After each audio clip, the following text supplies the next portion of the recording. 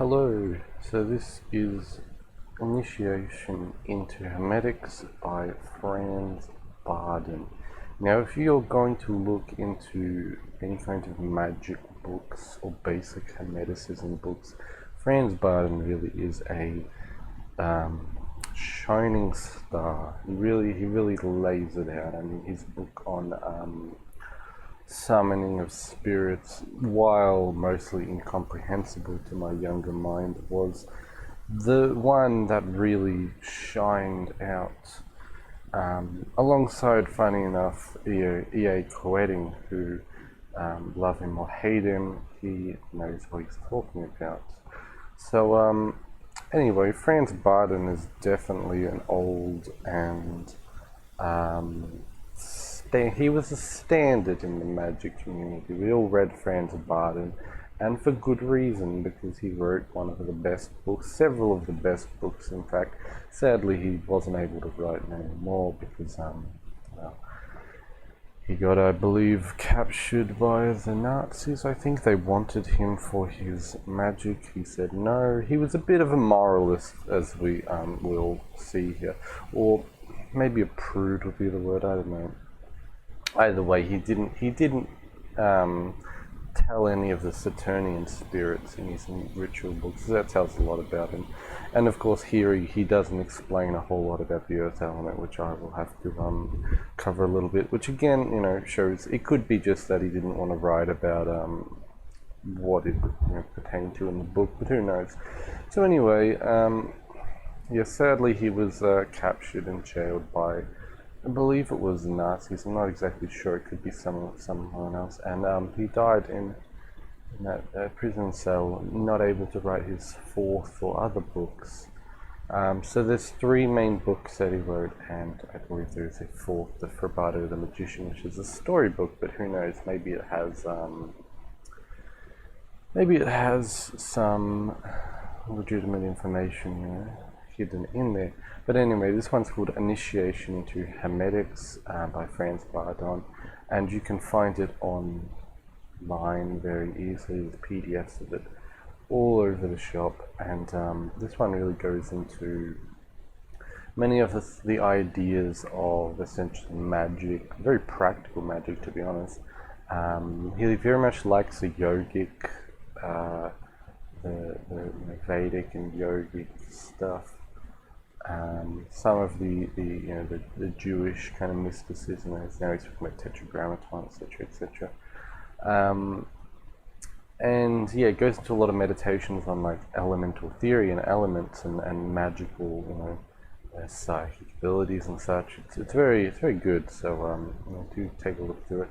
Anyway, I wanted to talk about a few things. Firstly, the picture of the magician tarot card that he has, and the four elements, which gets explained quite nicely.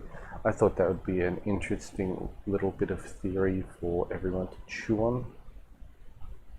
So, the card of the elements that I was talking about is this one right here. Really, you don't need to see it. The explanation is good enough. But as we see, we have three people. I assume that is a hermaphroditic person. That's a male, female, an elephant, the earth below, elephant relating to the earth. And then eventually you have the sphere of the earth with this higher mind person with the, the thousand-petaled lotus and the crown. They're thinking about sex because, that's what we're always thinking about. And the four elemental colors, and I guess this is like the fate of the sun and the moon, the generic kind of occultic diagram, which we will understand here because it has such a lovely explanation. Below you will find the mineral, vegetable, and animal kingdoms expressed in symbolic matter. I hope this is the correct card, actually. Because otherwise he has this card, which I don't think so. It's because this is on the book. This is actually on the if we take a look, yeah, right there. That's his book right there. So okay, back to this. Anyway, so yes, the female on the left side and the male on the right are the plus positive and the minus negative in every human being. So yeah, that's an analogy to yourself. On this one, the right side is the positive and the negative is the left side.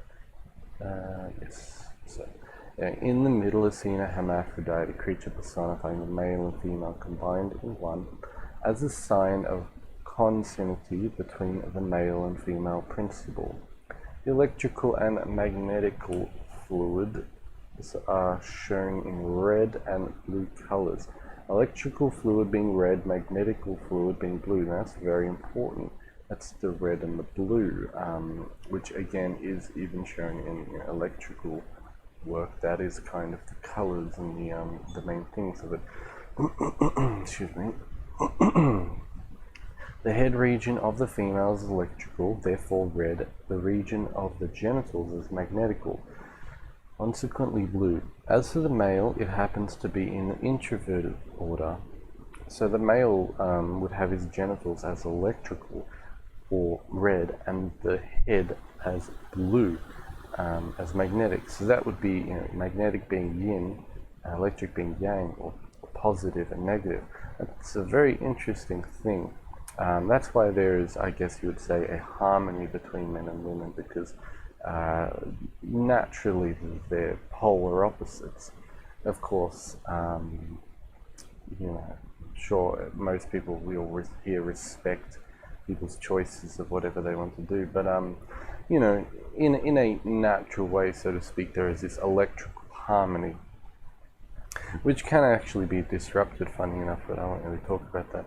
But that's a very interesting to ponder on, is this electromagnetic duality within the body. And do note, he's more talking about a bioelectricity, by the way, or bioelectromagnetic force. Above the hermaphrodite, there is a globe as a sign of the earth sphere, that sphere of earth, above which the magician is illustrated with the 4 elements. Let's go back to the picture. Yes, so the earth sphere, this is a magician, and these are the 4 elements. And this, you see the hermaphrodite, the male and the female. And the male's head is blue, groin region is red, females is blue. As you see, females, they receive, males, they give with the genitals, and head region is red. So I guess it's the opposite, with the heads. Who knows? Maybe guys, they take in a lot of information. Maybe women, they produce it with their mind. I don't know. Something like that. You have to figure out yourself. Let's see.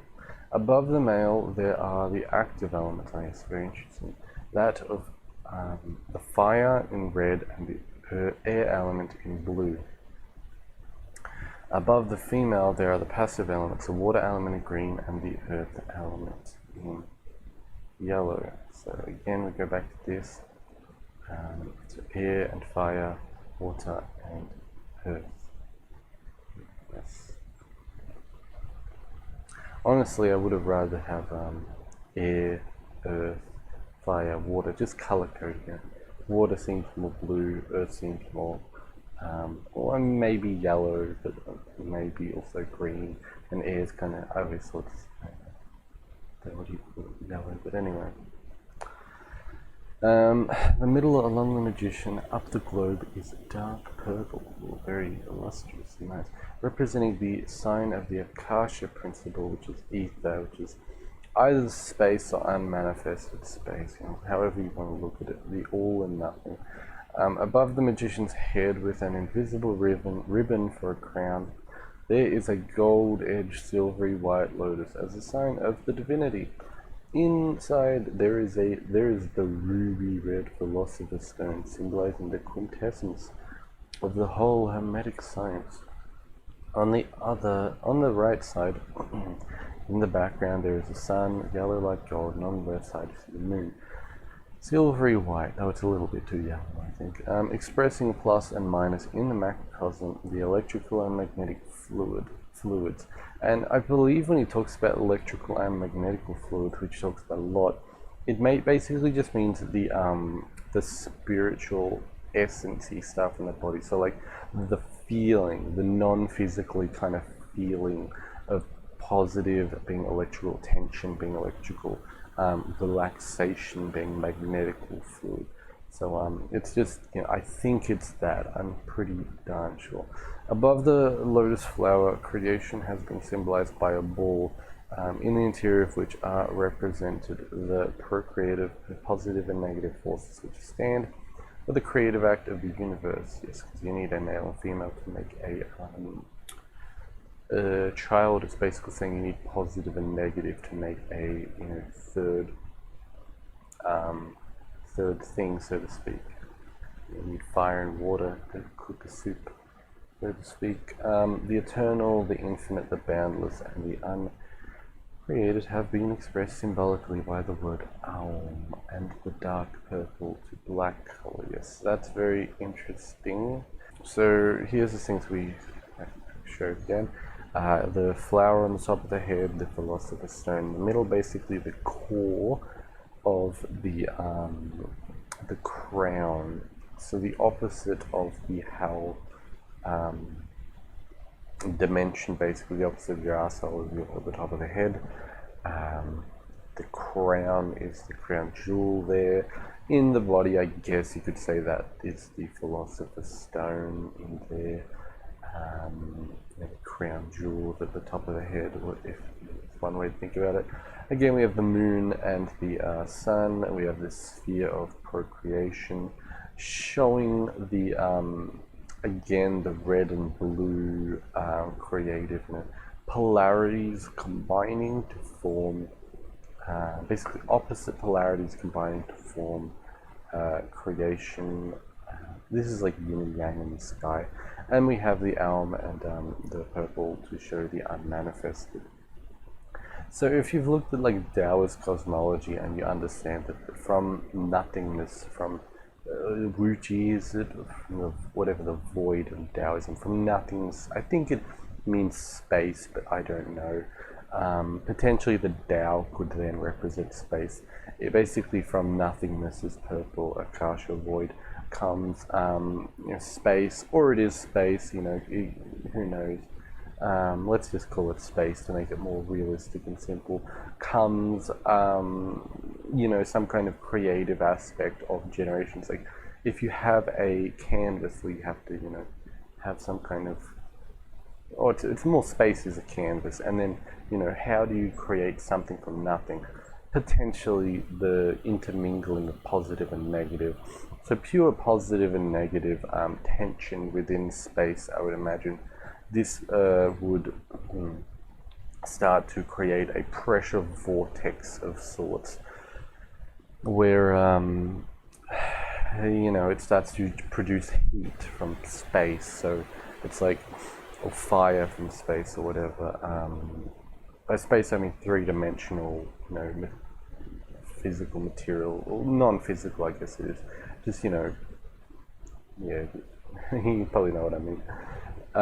So it's like pressure within space creates something, or more the intermingling of tension and relaxation, pressures, possibly, I don't know, creates something, and then this something manifests downwards, of course, from the crown to the root being the physical earth, the crown being the upper heavenly spatial realms of space, and then of course it creates the four elements, creates the people, the animals, the plants, the minerals. As it shows, plants, animals, minerals, humans. So that's a fun little diagram. I think it really shows a lot. But anyway, let's get on to the other things. Okay. About the elements, I'll skip through some of this a little bit to get to the points that are interesting. Everything that has been created, the macrocosm as well as the microcosm, consequentially the big and the small world have been achieved by the effect of elements. Pretty simple thing. If you look around you, what do you see? You see probably a computer or a phone, you probably see a wall. Maybe if you're outside, you see some trees, you see the sky, you see the sun, other people. Everything's made by physical elements. Either material physical things, most things are material physical, or it's just empty air. Sometimes you might see water around you. Other times you might see a sun, it's on fire. Or in space, you see the akasha, you see the what would you call it, the space realm, or even in your imagination, that would be related to the akasha, the ether, because your imagination is a non-physical-ish but still existent sensory thing. So essentially it's the elements. This isn't to throw any science out the window. Of course, if you investigate physical elements further, you'll see, well, things are made out of plastics, such as in hydrocarbon, etc. Some things are made out of iron, silicon, and blah, blah, blah, blah, blah. So that's more an investigation into the physical realm, as are noble gases investigation into the air, the gaseous realm, and then acids are an investigation into well, usually the watery realm. Of course, you can make an acid into a salt form, but anyway, just to explain that a little bit.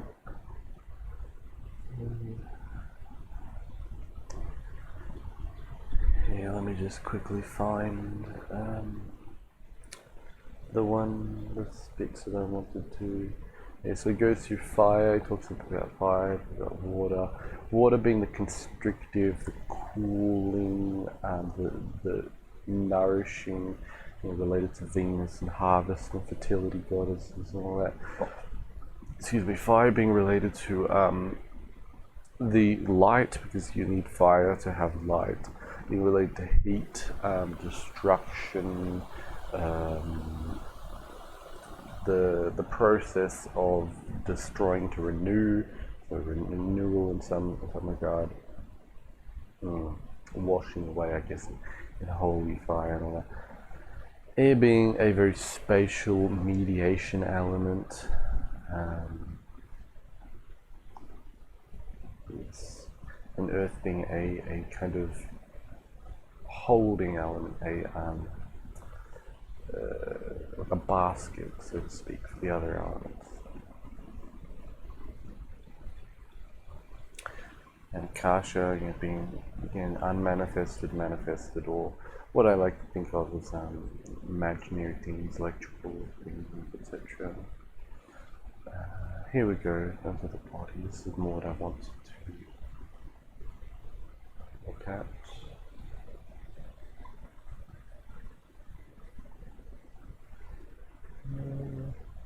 I think this is it, right?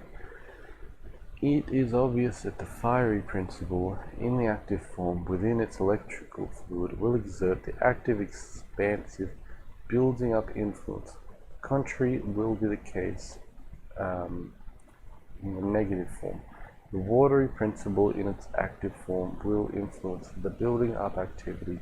In its negative form, it will produce the disintegrating, dissolving activity of all the fluids in the body. So let's talk about the body.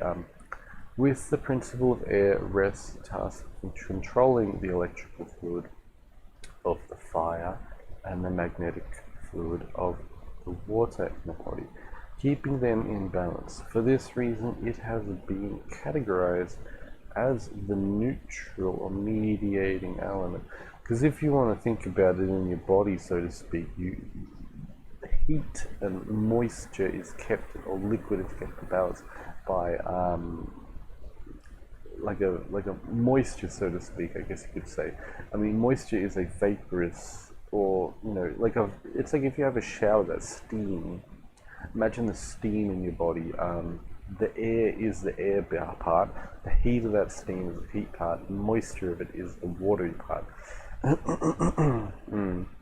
It has been said in the fundamental key about the forces of the principle of Earth that it has the function inside, excuse me, inside the body to keep together the influences of the three principles, so it holds them all, or it keeps them all together. Yes, in the active form of the earthly principle, it has an animating, vivifying, invigorating influence.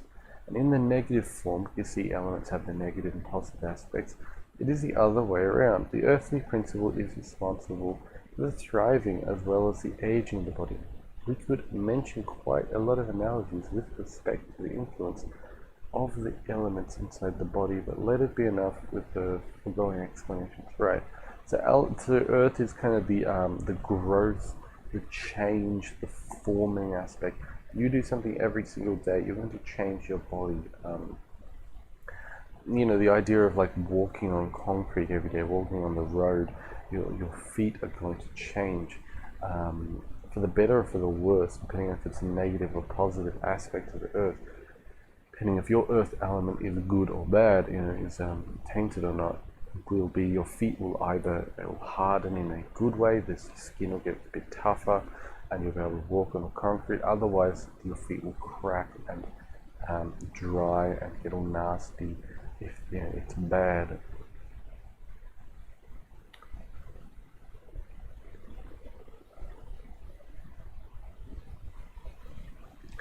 It says, the etheric or the Akashic principle is hidden in the most grossly material form, in the blood and in the seed and in the reciprocal action of these two substances in the vital matter or in the vitality. So I guess the like bioelectromagnetic component of these fluids, and there's some more good stuff here. Better stuff than anything. He talks about food.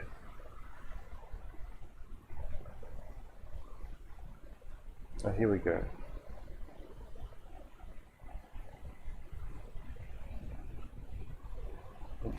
If the fire element in the body works excessively, we feel thirsty.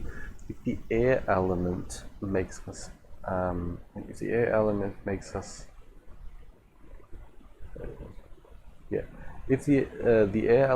us feel hungry, the element of water causes a feeling of cold, the earthly element produces tiredness. On the other hand, every oversaturation, so that's if they're working too hard, oversaturation of the elements causes reinforced effects in the body. The surplus of fiery element creates a yearning for movement and activity, so restlessness. If this be the case with the watery element, the secretive processes will be strong. So you probably sweat a lot, you have a lot of stomach fluids and such. Any oversaturation of the airy element indicates that we must be moderate in taking food at all. So like too much gas in the body, maybe, who knows. An oversaturation of the earth element affects aspects of sexual life, which must not necessarily find expression in the sexual instincts in the fleshy sense. I think he's basically saying if you have too much earth, then don't expend it by fucking. I would disagree, but you have your opinions and I have mine, Mr. Bardon.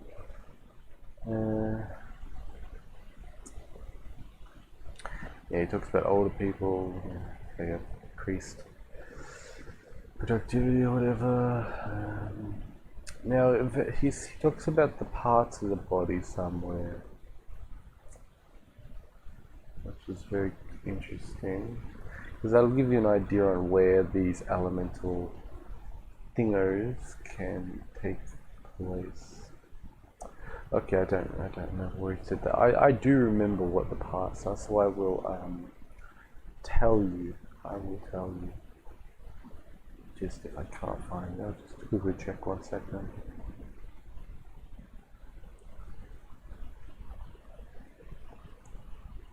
Here we go.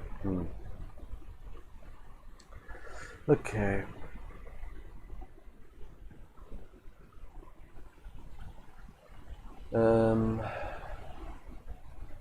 Yes, they divided man in 3 basic conceptions, attributing the head to the fiery principle, the abdomen to that of water, and the chest to the airy one.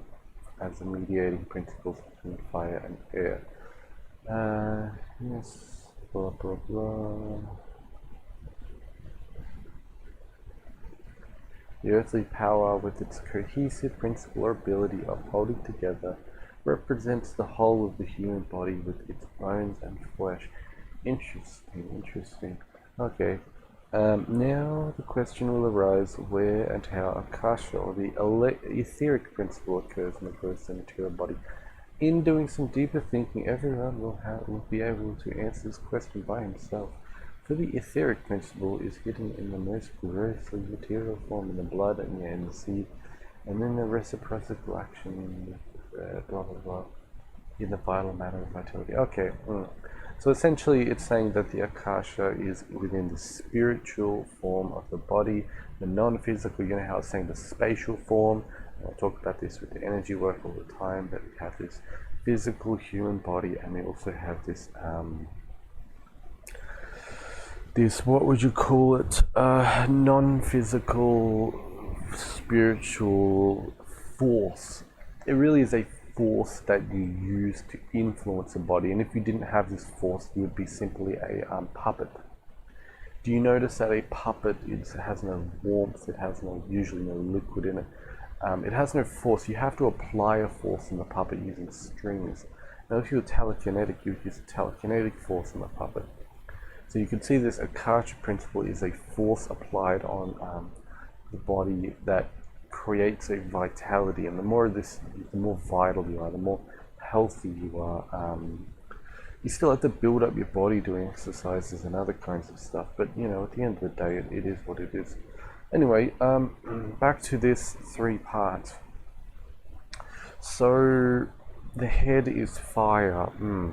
So you kind of think the head, is related to light and fire, all that stuff. It's very electrical. You notice that the upper part is electrical, the lower part traditionally is more magnetic, even though, as we previously said, that the male's lower part is electrical. That's because it's an external genital area, and the women's is an internal, for example. But traditionally more, you can think the women's traditional polarity is more the basic, polarity of things.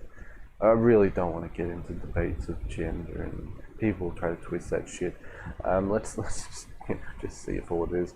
Anyway, so the upper realm, of course, the upper realm of heaven is fiery. Funny enough, it's actually cold as fuck up there, but it is what it is. People who are, they say, hot-headed, people who Aries, who's getting like blood noses and their heads are red, and they're all tense up there and all such, so it relates to fire.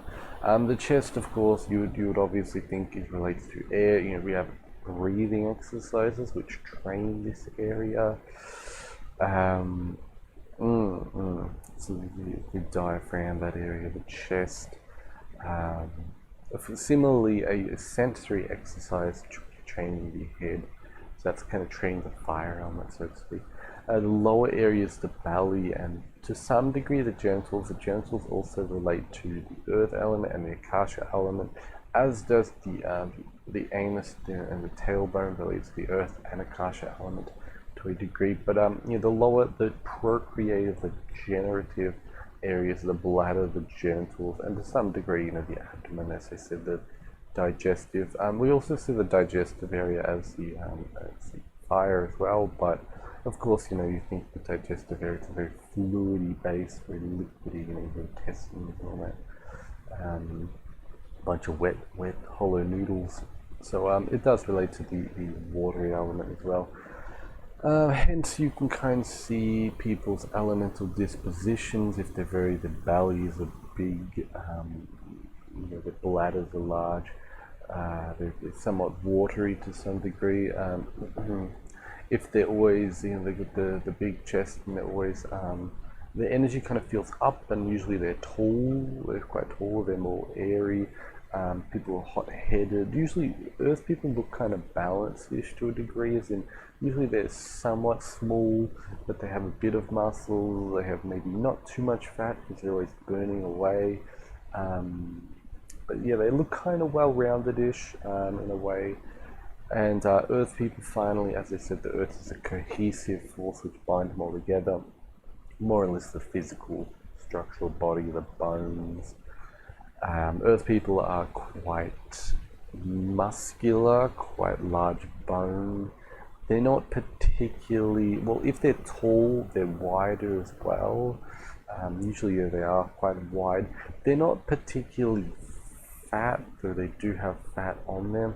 Kind of like a pig, or how pigs actually aren't fat. If you look at their muscles, the fat ratio, they're not actually that fat. Similarly, a cow, that's the earth element. They're very muscular. So yeah, earth people can be very muscular. They can also be not exceptionally muscular, but they can just have very strong bones. And they're very bone orientated people. As the fire orientated people can be very muscular actually. Usually air are very skinny. Water is more fat, carrying more bloated weight on them, puffy cheeks and man titties, or if you're a dude. But anyway, that is the 4 elements of the body and such.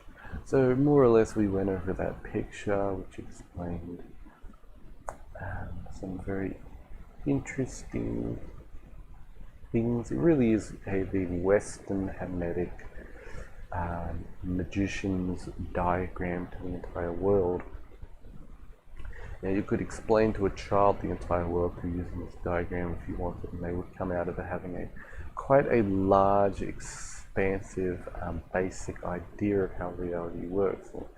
It's created of the minerals and the plants, the animals, the humans, the heavens, etc. The creation story, so to speak, and then we talked about, of course, the polarities and the genders, the parts of the men, the parts of the women, etc. An interesting thing as well, I guess you could say, is that men have a usually more pronounced chest. The airy part is more pronounced, and women have a more pronounced watery part. So it's like this polarity, and I guess men have, I don't know, more intense heads in some degree. We could be more hot-headed.